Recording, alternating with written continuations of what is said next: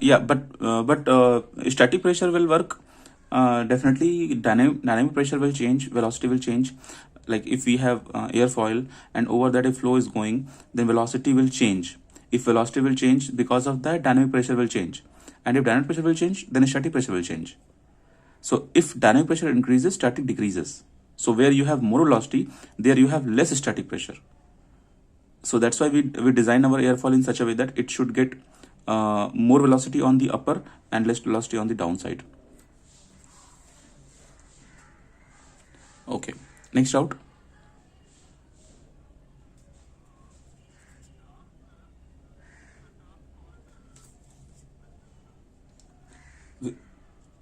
Which pressure?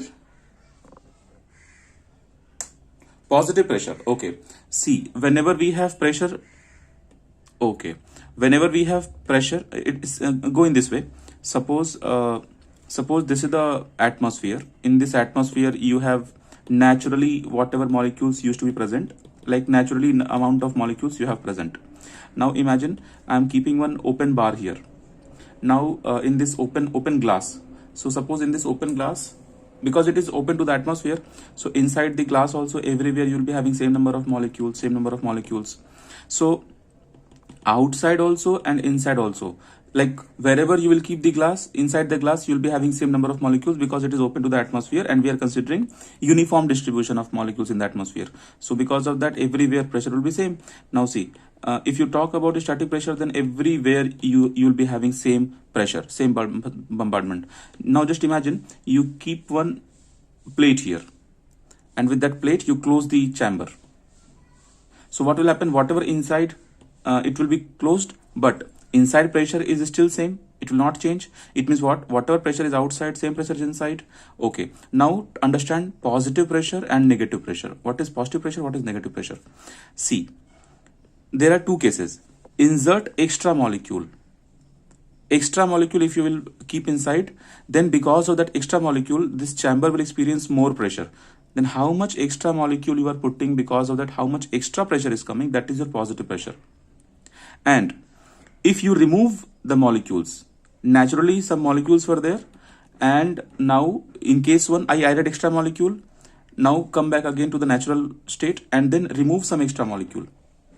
So remove the already present molecules. So some molecules if you remove, then because of that you have decrement in pressure. So how much pressure is decreasing, that much pressure will create vacuum, that only known as negative pressure,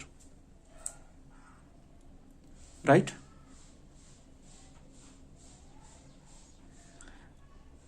Are you not able to understand this?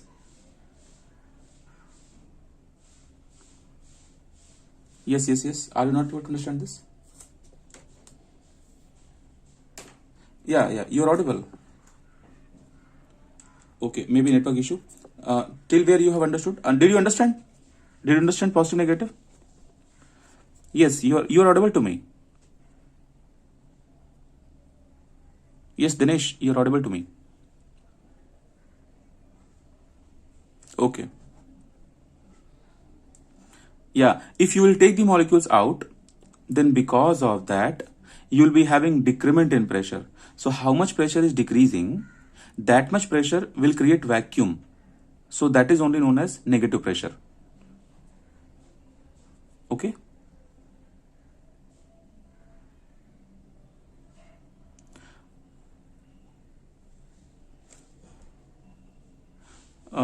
Actually, okay. You just fix it. You just fix your Wi-Fi connection again.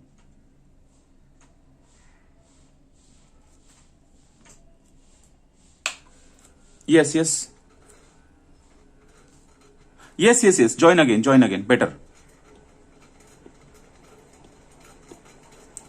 Right. Join again.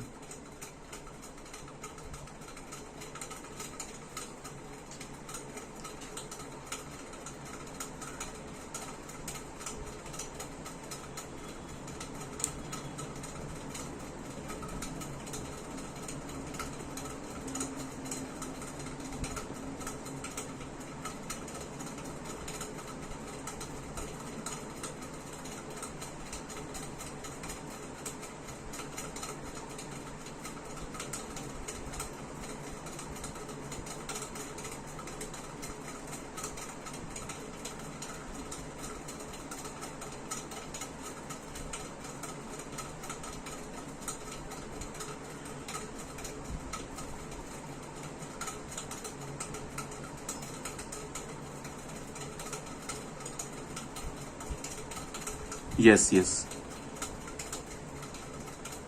You were audible earlier also.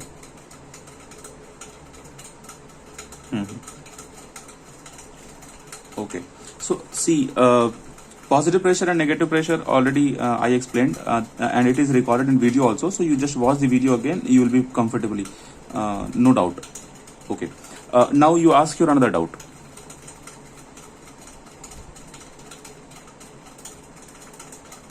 Okay, okay. Ask your doubt.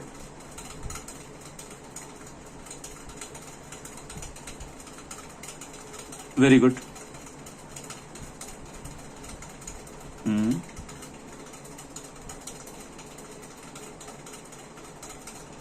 Yes, absolutely we can say. Because at the stagnation point, your velocity is zero.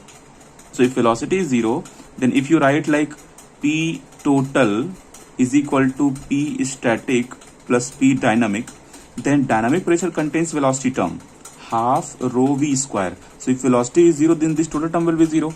So this total static became equal to total. That is stagnation. Right. Other doubt?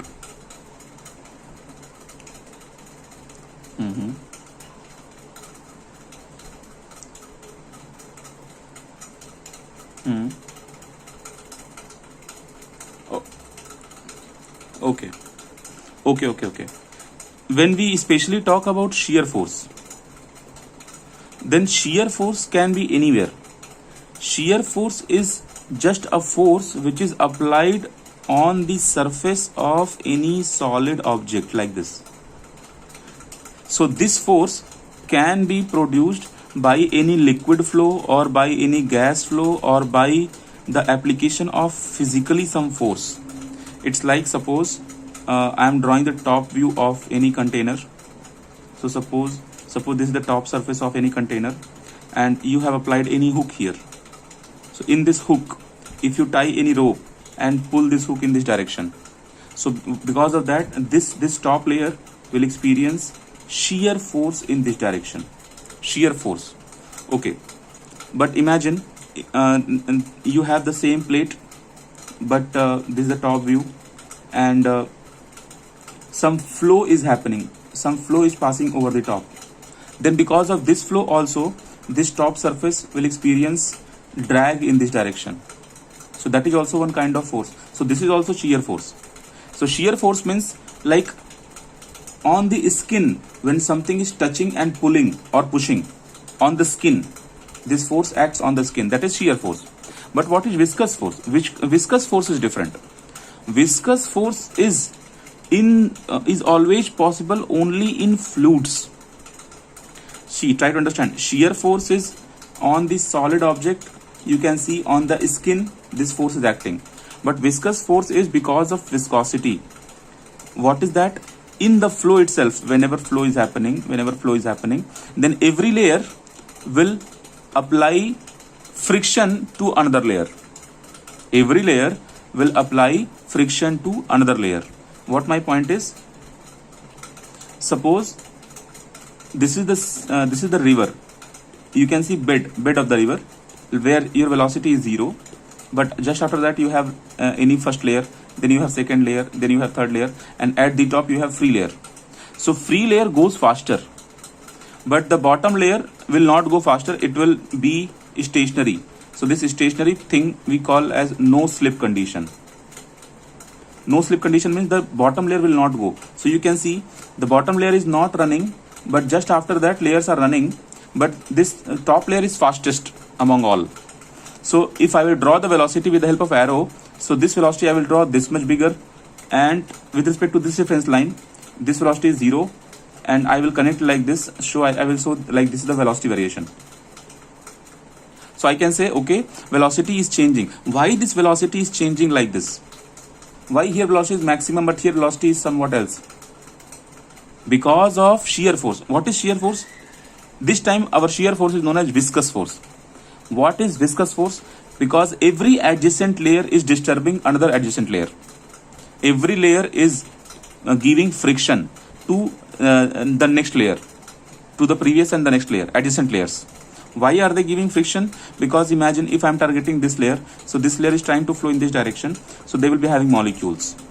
And just bottom you have another layer, it is also trying to flow in this direction, it will also be having molecules. And suppose another layer is also trying to flow in this direction, it will be having molecules. So actually what happens, the bottom layers are already slow. Why slow? Because of no slip condition. The bottom layer, the last layer is slow, zero velocity. So because of that, all the nearest layers will get less velocity. So because of that, velocity increases in this direction. If you are away, very far away from the bed, then you will be having fastest velocity. Everything is because of the friction. What kind of friction? Actually, molecular attraction of the molecules. So they actually attract each other. Somewhat clear? Okay, next.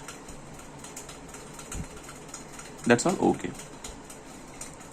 So we will take our today's topic as thrust, weight, and then aerodynamic resultant, and then generation of lift and drag. Actually, see, what is thrust? So let's understand. Whenever you have any aircraft, this aircraft has to go in this direction. Question: why aircraft has to go in this direction? Very simple answer, because we want to reach from one place to another place. So we need some force which will take the aircraft in this direction. Okay, now how to produce this force? So this force you can produce with the help of any power plant. So I am using the word, I am saying power plant. Then this power plant can be of several types in science. So basically we use two types of power plant. One is jet engine and one is propeller engine. This propeller engine, sometimes we also say reciprocating engine. Sometimes we can say propeller driven engines.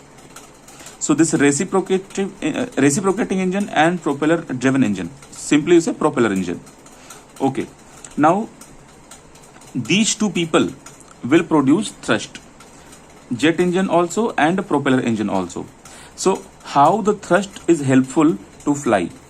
Actually, whenever a thrust is acting in this direction, then it will take the aircraft in this direction.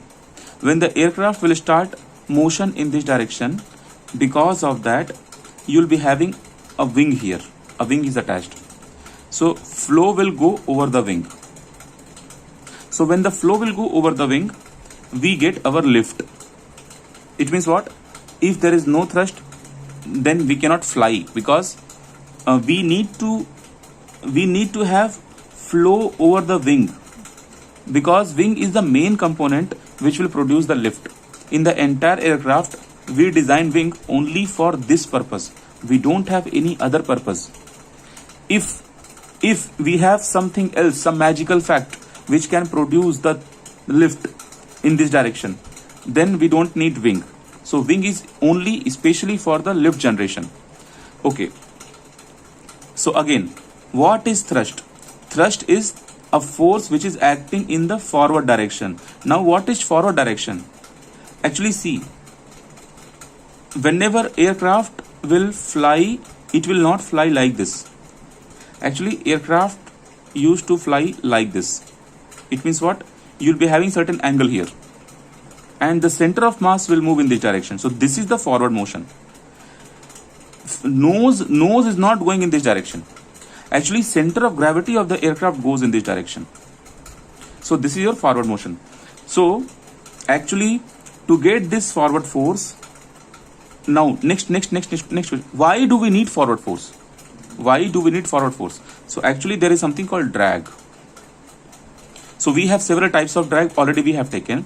So whenever you will try to approach in this direction forward motion, all the drags will activate at a time and they all will start pulling the aircraft in this direction. So according to the density in the atmosphere and according to the shape of my aircraft, we get different types of drag. All drag, if you add together, then you can say total drag. So this total drag will pull the aircraft in opposite direction. So just to overcome this total drag, you will design your engine, because this drag you will calculate in the beginning itself, that okay, according to my design, according to atmospheric condition, this much drag I am going to achieve, so we need to overcome this much drag. Now try to understand what I'm saying. Suppose you have any sweet packet. So this sweet packet, some person is here, this person is pulling the sweet packet in this direction, and suddenly you are coming and you want this sweet packet. So you already know that someone is pulling the sweet packet in this direction, so you will apply force in this direction. But if this force is equal and opposite to this, then you can never achieve the sweet packet. Only thing is, neither this guy nor you. If you want to achieve this sweet packet, you have to apply more force in this direction. Then only you can get the sweet packet. So actually, in our flight, we have several stages in the flight. Several stages. We have, for example, climbing, gliding, pull up, pull down. I am talking different types of maneuverings. So in different types of maneuverings, we have different amount of thrust. Sometimes our thrust is equal to drag, sometimes our thrust is more than drag. So when our thrust has to be more than drag, when it is equal to drag, for that we have conditions. So that's why we have thrust as a special topic.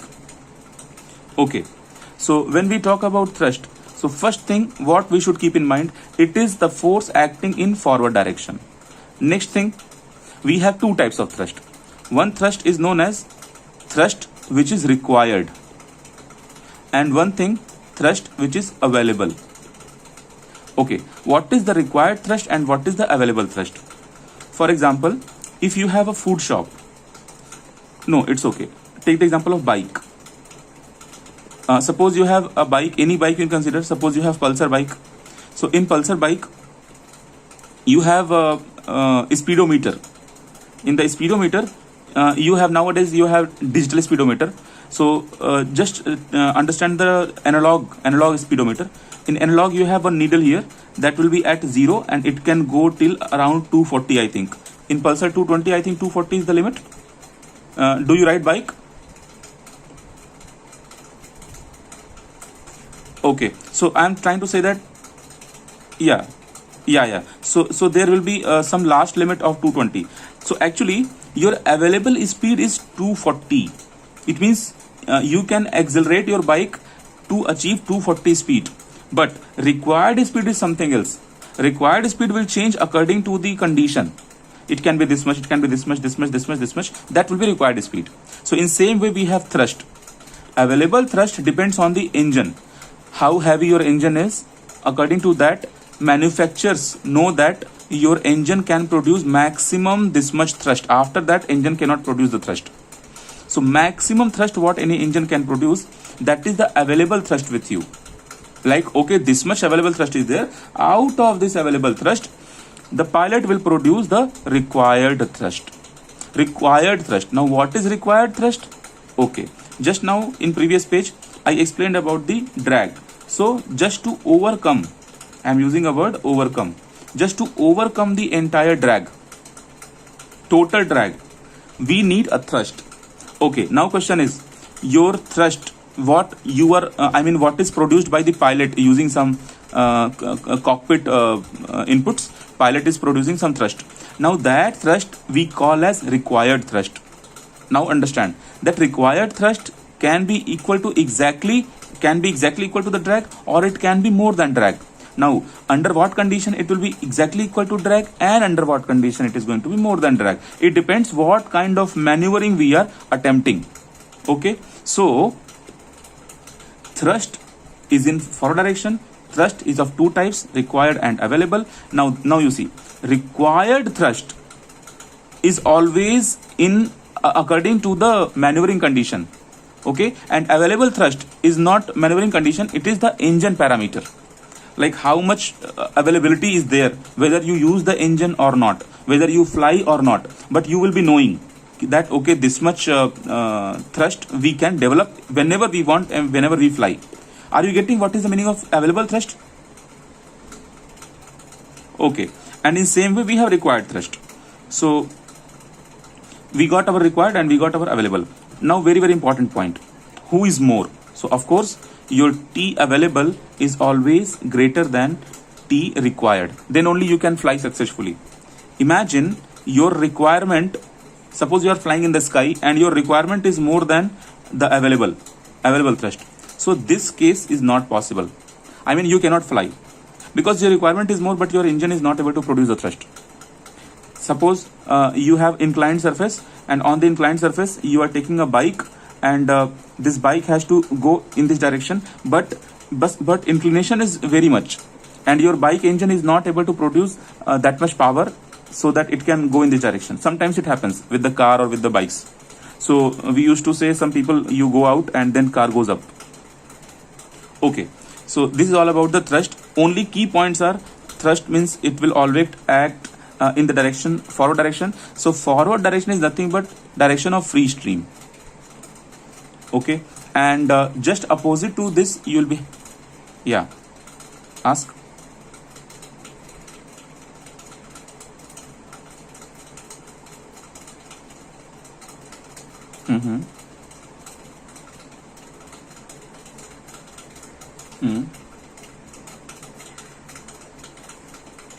The last sentence I missed. If the bike will go with the total speed,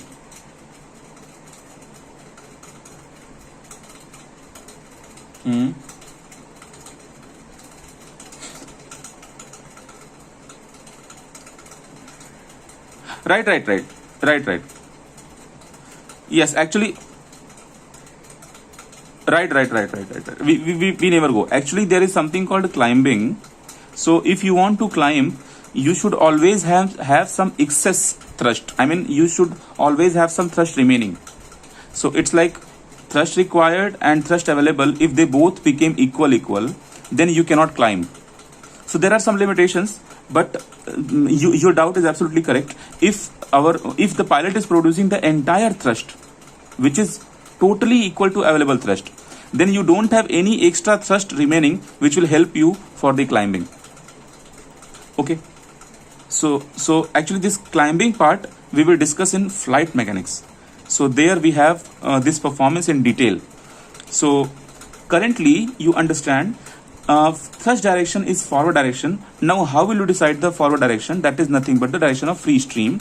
And we have two types of thrust we have discussed here, required and available. And if available is more than required, then only flight is possible. And if required is more than average, flight is not possible. Okay. So what else we should know about thrust? We should know about thrust, just like if I will give you one small mathematical formula, with the help of that I can explain a lot of things. Actually, your thrust is nothing but, I am talking about the required thrust, it is nothing but equal to drag. Now, if I am writing this equation, it means what?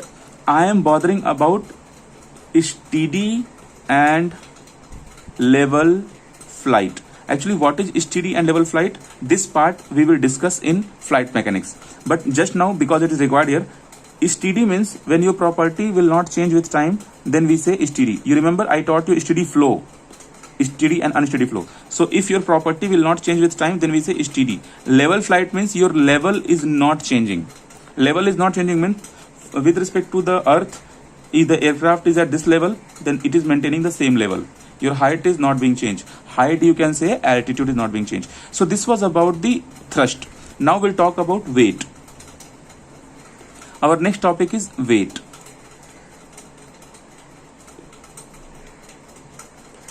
So weight, actually what is weight here? So see, we have so many types of weight technically, if you will see in the aircraft. So one thing, when you are bringing the aircraft just from the company, okay, that time your aircraft is not carrying the weight of passenger, payload, fuel, cargo, these things.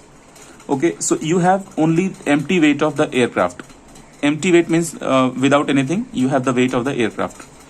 When you will plan to test your aircraft, that time or you want to fly the aircraft, that time aircraft should be loaded. So that time there is a word called gross weight. Gross weight means the total weight of the aircraft, which includes pilots, all the crew members and passengers, cargoes, plus fuel also, everything. And now Why the weight is important topic? Because weight will decide location of CG. Location of CG means center of gravity. Actually, if you see, weight is, now I am drawing the top view of the aeroplane. So in the top view, weight is distributed and designed, the seating arrangement, everything. Suppose here seat, one seat here, one seat here, one seat here. Seating arrangement is designed in such a way that in the fuselage, with respect to the mean line of the fuselage, or you can say with respect to the longitudinal axis, weight distribution should be very similar, so that because of the passenger weight, your CG should not shift this side or this side. Your CG will always should lie on the this longitudinal axis. And in same way, we also try to maintain passengers so that your weight should not go more ahead or more backside. So again, in the fuselage, we do such distribution in the seating arrangement. At the same time, when I will draw the lateral view, like this view. So if this is my fuselage line, then see, your weight should, suppose you have double decker, I mean, you have one layer, two layer, three layers of seating arrangement, and then you have cargoes also. So it should again, not lie like so much bottom. I mean, weight should not come at the so much bottom. Weight should not come at the so much, this much at the height. Because maybe if you are filling the passengers and passengers are sitting exactly in the top side, then your weight will go up. I mean, CG will go up and CG will go down. So we have to maintain our CG. That's why weight is important parameter. Why do we have to maintain the CG? There is something called stability of aircraft. This is the topic of flight mechanics. So just because of stability, we maintain our weight. Now this was about the passenger. Now what about the fuel? So you might be knowing, we keep our fuel in the main wing, and we also keep fuel wherever is the location possible. So other than main wing, we also keep some fuel in the fuselage portion. So here we keep our fuel. Here we keep our fuel. So actually what happens, whenever fuel goes, it should go from both the wings. It should go from both the wings. Why? Because if the fuel will go with both the wings, then only we can maintain the CG location. Otherwise, suddenly if this wing is totally free, I mean totally empty, but this wing is loaded with the fuel, then it will go in this direction. So it will disturb the stability part. So that's why we arrange the weight. Okay. So when we talk about the gross weight means the weight which is flying. The weight which is flying, the total weight which is flying, that is called gross weight. And why this topic is important? Because if you know that when you will fly, how much weight you have to carry in the sky, then according to that weight only, you have to generate your lift. So if your weight is calculated very well, then you know how much lift you have to calculate. So to generate that much lift, this is called weight estimation. Weight estimation is a big program. So we used to estimate all the weight. So after weight estimation only, you can go for lift generation. Lift generation is especially done by the wing. So according to the wing, what size of lift you want, according to that you will design the wing size. Because in the wing you have planform area, you have chord line, you have a span. So you will decide everything as a design engineer to develop this much lift. Why the lift is important? Because then only you can fly. So see here how aircraft is working. Actually, when any bird is flying, then by the flapping the wing, bird can do two motions at a time. It can produce thrust also, and it can produce lift also. So bird can go in this direction, in any direction. But our aircraft is not producing a force like this. Our aircraft produces thrust in this direction and lift in this direction, and we have to maintain both to reach anywhere. So that's all about lift and weight. Thrust and weight. So now you have aerodynamic resultant. It is very, very important topic. Let's understand what is this. See, before going to the entire aircraft explanation, you just understand, if you have a small wing, and this small wing is flying in this direction, then actually what happens, by the nature, only two types of factors are responsible to produce forces. One is pressure and one is shear force. Because of pressure force and shear force, you have total lift, drag, moment, anything, friction, viscous force, everything. Only two things are there. One is pressure force and one is shear force. Whenever any object flies in the air, or whenever any ship or anything submerge, and in nautical sense I'm talking, only two things. One is pressure and one is shear. So we have to understand how pressure force comes into picture and how shear force comes into picture. So see, pressure force is coming into picture because of pressure difference. Because of pressure difference. Try to understand this. If we have any airfoil, then when flow goes in this direction, this flow may produce vacuum in this zone. So because of that, here you will be having zero pressure. Here you will be having high pressure. So here you got high pressure, here you got low pressure. So it is the nature of the object. It always goes from high pressure to low pressure. So actually this airfoil was having tendency to go in this direction, but because of this vacuum here, it will also experience force in the backward direction. So whatever force is acting in the backward direction, it is opposing the forward motion. That's why it is kind of drag. So you can see here, just because of this vacuum part, we are getting pressure force which is behaving like a drag. Okay, now the same example for the pressure force, which will be helpful for the lift distribution, for the lift generation. Okay, so actually very soon we are coming to the lift generation topic, but before that, understand how the pressure difference is there for the lift generation. Actually what happens, on the upper side of the wing, your static pressure is less, and at the bottom your static pressure is more. So again pressure difference is coming into picture. Okay, so if you have pressure difference, then only pressure force will act. So because of pressure difference, your wing goes up. So again you can see here, in the first example I explained how pressure distribution is giving you drag, and here how pressure distribution is giving you lift. Okay, and other thing is shear force. Whenever you talk about shear, especially in case of aircraft is flying, so this shear force is only because of the attraction force of the molecules. So molecules are flowing, these molecules are actually flowing over any portion of the aircraft, over the wing, over the fuselage, over the tail, over the landing gears, everywhere the fluid is flowing. So actually what happens, just an example, if this is any unknown part of the aircraft, and just above that these particles are going, so these particles will interact with the molecules of that part. So one attraction force will set up between them. So it will behave like a magnet. Just an example, behave like a magnet. Like you have one small magnet here and you have one small magnet here. This magnet is going in this direction, so this magnet will also try to follow the same direction because of attraction force. Same thing happens here.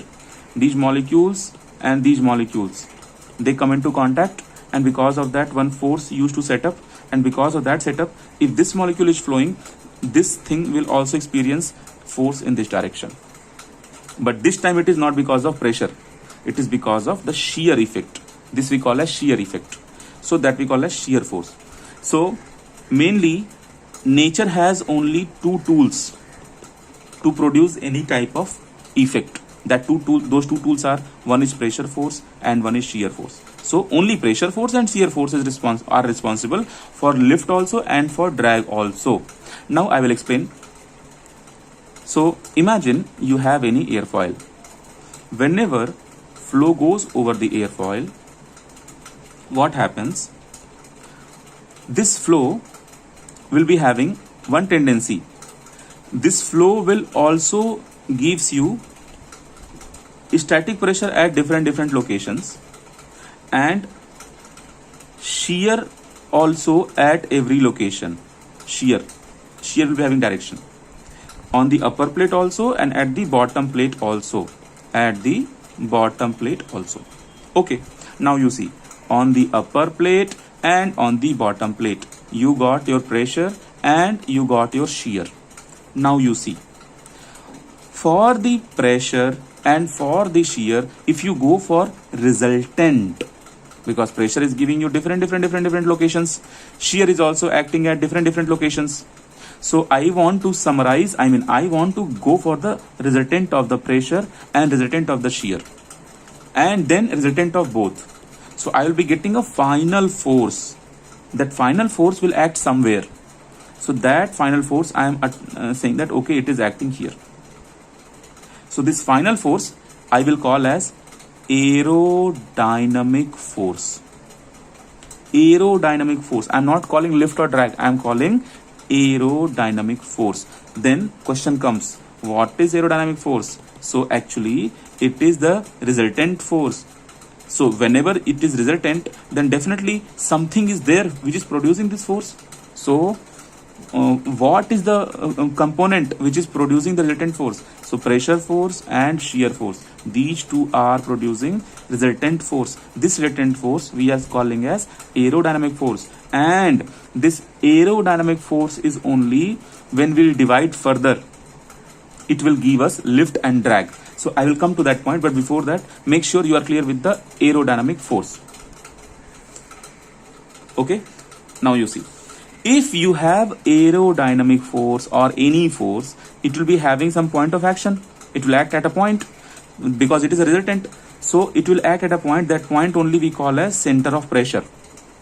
And aerodynamic force we further divide into its two component. That component we divide for our purpose. Now understand, I will draw a T diagram. See, pressure force and shear force, they both are giving you a resultant force that I am calling as aerodynamic force. Now this aerodynamic force I can further split into two forces. One I will call as lift and one I will call as drag. Actually reality is, whatever forces I am talking, lift or drag, they are finally because of this operation only, but there is a way we are clubbing both the forces and we are saying okay, we got aerodynamic force. Now this aerodynamic force I am splitting as lift and drag. Now here you have a key point. The point is, at what angle you will split this aerodynamic force. If you have airfoil and you got aerodynamic force like this, I am calling as R, resultant force. So this R, how will you split? You will split like this and like this, because mathematics gives you all the freedom. You can split like this, like this. You can split like this, like this. You can split like this, like this. Any two components you can split. But beauty is, to understand lift, we have already given ideas. You have free stream. So in the direction of free stream, you have to split the drag component, and perpendicular to free stream, you have to split for the lift component. It means what? Whatever aerodynamic force you have, that will be having two components. One is this much and one is this much. Okay, so this height what you are seeing here and this what you are seeing here, this will represent lift and this will represent drag. Okay, and these arrows what I have extended here, they are directions. Okay, this in this direction free stream is coming and this is perpendicular to that. So now according to summary, you got this pressure force and shear force. These two are giving you aerodynamic force. Now this aerodynamic force you are splitting at a particular angle. What is that angle? Lift is perpendicular to the free stream and drag is in the direction of free stream. What is the role of lift? To balance the weight. What is the role of drag? Actually there is no role of drag. Drag we are getting naturally. Drag we don't want, but in some cases drag is helpful also. Like in bike or in cycle, our brakes are helpful also, but those brakes are disturbing also. So drag helps us whenever you want to land, because when you will land you have to slow down your speed. So there are some some machines are there, some small things are there. With them we can increase our drag. For example, there is something called spoiler. Spoiler is also attached in some cars, some very high speed cars. Backside you have spoilers. They will spoil the lift and they will produce a drag. They are especially they have some purpose, because whenever we want to land we have to reduce our speed. Okay, that is out of topic. Main thing is aerodynamic force. So why it is called resultant force? So I hope you understood the entire story. Very good. Now we'll go for generation of lift and drag. Actually, see, when you talk about generation of lift and drag, just now you have understood aerodynamic force is there. This force I will split in two parts.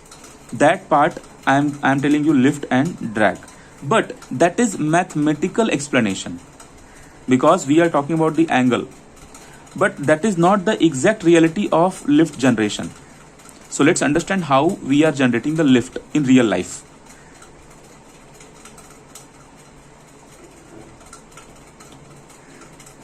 Okay, suppose you have airfoil, and this airfoil is because this shape is magical shape. So we have several types of airfoil, you know, camber, plane, and blah blah. So I mean to say, keep your airfoil at certain angle of attack. So I am keeping airfoil at certain angle of attack. So you see, whenever flow will pass over the airfoil,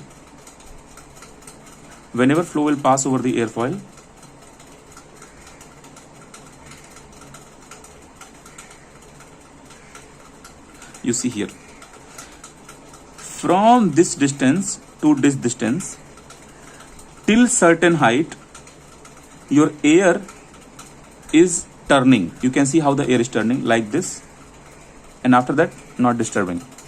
Like till certain altitude you have the disturbance, after that your air is undisturbed. So this zone, if you will see properly, then this zone is actually kind of converging zone. Converging means like this, convergent. So actually, whenever you have subsonic flow, this subsonic flow accelerates in converging field.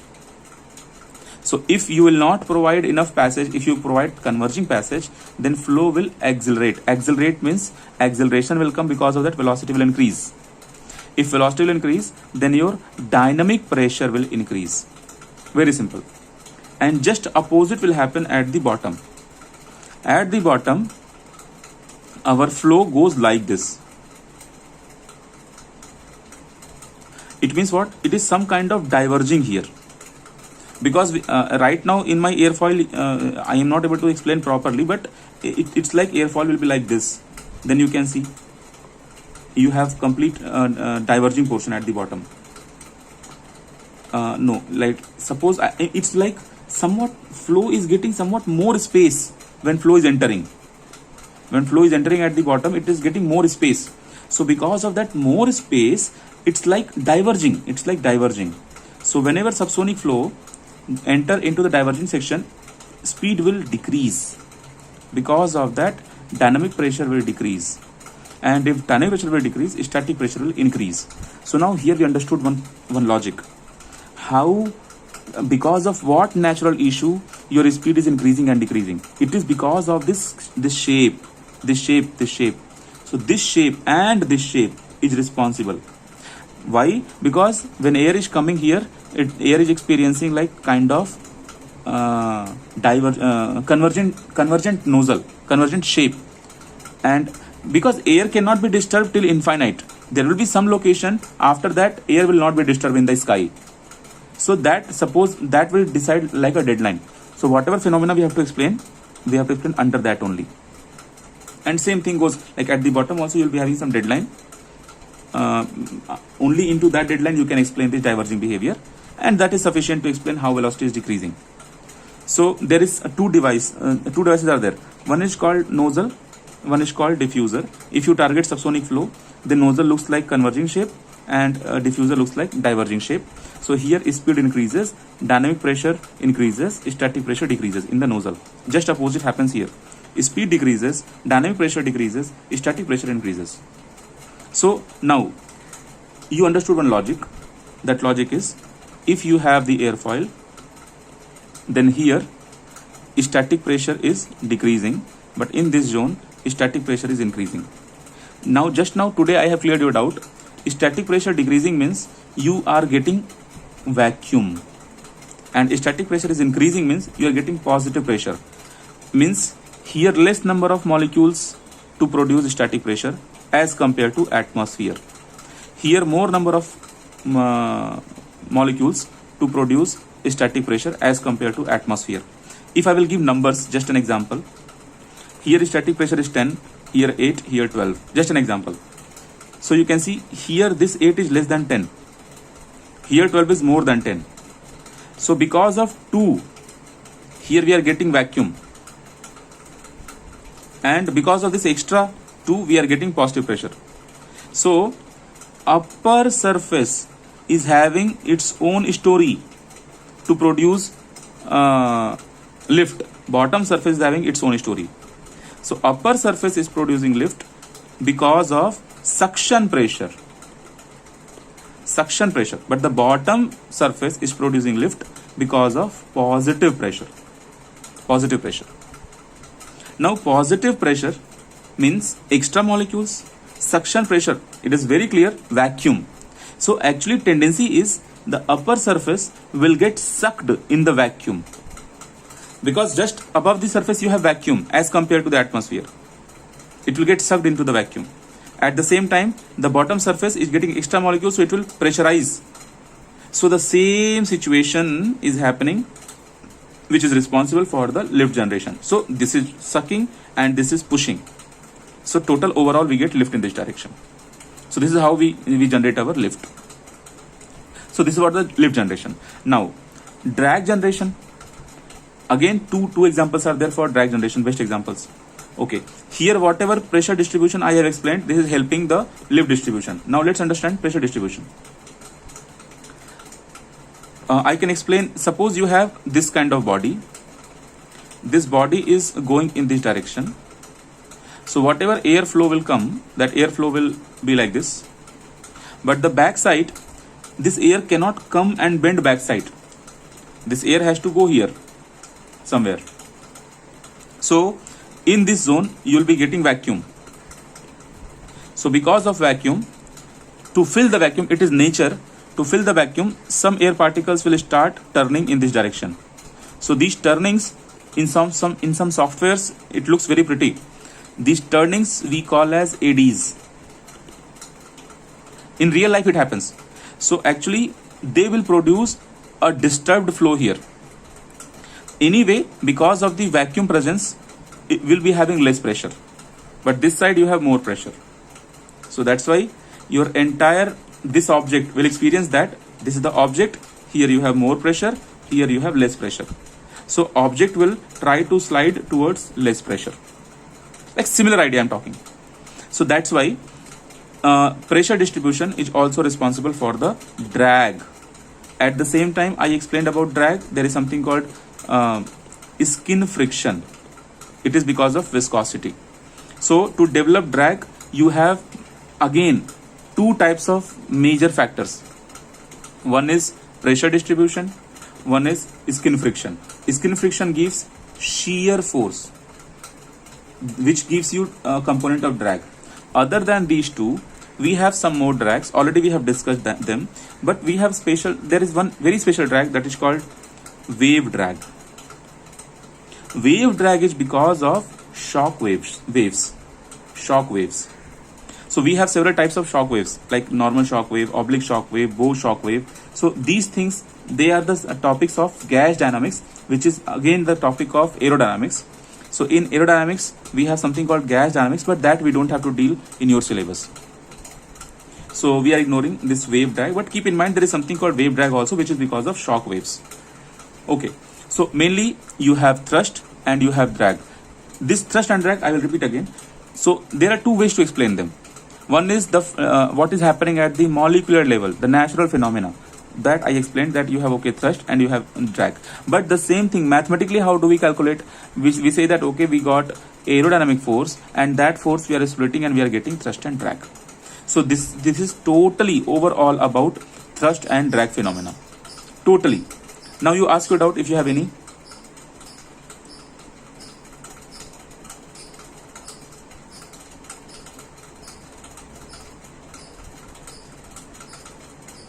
Right.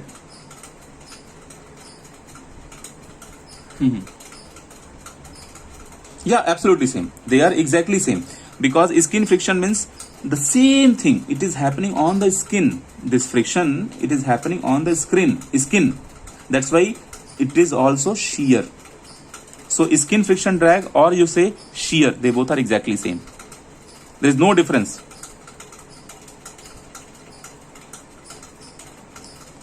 Anything else? Like see on page 1. Yeah, we discussed about your doubts, and then here we discussed about this kind of thing, no slip condition and something. So like you asked viscosity, I mean viscous force and shear force, and then here we started about the thrust, and then here I was explaining like why thrust is required, thrust and total thrust, I mean required thrust and available thrust, and after that here we discussed again thrust, and then here we were talking about the weight CG. So one special point I should attach here. See, basically in your syllabus mostly we talk about steady level flight. So in steady level flight, your thrust, what you required to go in this direction, must be equal to your drag, and your lift you want just for the weight. So just to balance the weight. Now this is the simplest maneuvering. There are so many maneuverings. In that those maneuverings, amount of thrust will not be equal to drag, lift will not be equal to weight. Those things are different. So it is not always that thrust is equal to drag. It depends on the maneuvering, which maneuvering we are talking. So whenever you are reading any book or something, if it is written that thrust is equal to drag, it means we are especially talking about steady and level flight. Yeah. Yeah. Right.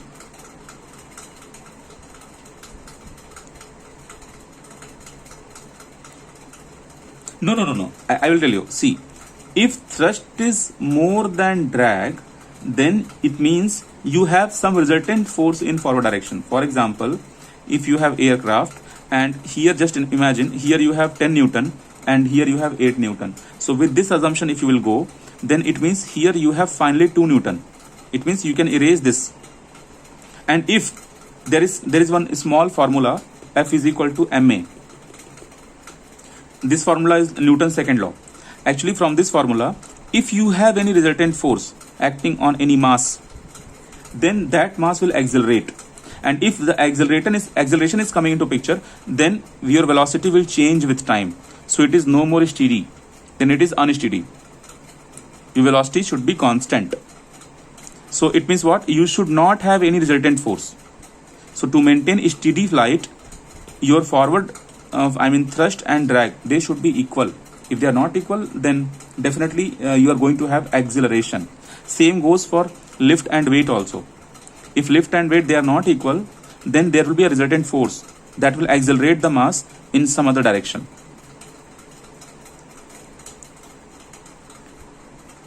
Yeah.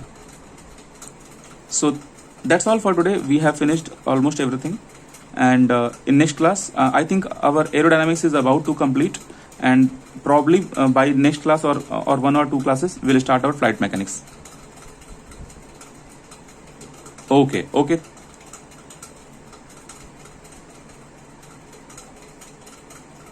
Till lift and drag. Yeah.